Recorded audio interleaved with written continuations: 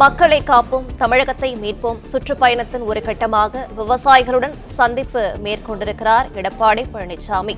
விவரங்களை தருகிறார் செய்தியாளர் தமிழரசன். தமிழரசன், வணக்கம். மேலும் விவரங்களை சொல்லலாம்.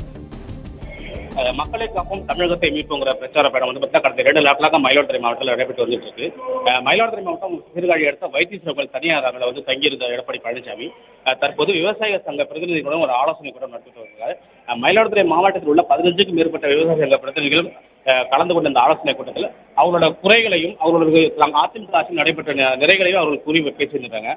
முக்கியமாக விவசாயிகளுக்கு கரும்புக்கு 4500 ரூபாய் விலை நிர்ணயிக்க வேண்டும், ஏக்கர் ஒன்றுக்கு நெல் விவசாயத்திற்கு 1000 ரூபாய் வழங்க வேண்டியதும் அவர்களோட கோரிக்கையாக வைத்திருக்காங்க. இந்த கடந்த ஆலோசனை நிகழ்ச்சி இப்போ நடைபெற்று வந்துட்டு இருக்குது. எடப்பாடி பழனிசாமி தொடர்ந்து அவர்களோட கோரிக்கைகளை ஏற்று இதற்கான தீர்வுகளும் அதிமுக ஆட்சியில் நடைபெற வந்தவுடன் இது நிறைவேற்றப்படும் எனவும் அவர் தெரிவித்து வந்துட்டு இருக்கார். தொடர்ந்து மீனவ பிரதிநிதிகள் மற்றும் பல்வேறு பிரதிநிதிகளில் கலந்து கலந்துரையாடல் நிகழ்ச்சி அடுத்தடுத்து நடைபெற உள்ளது.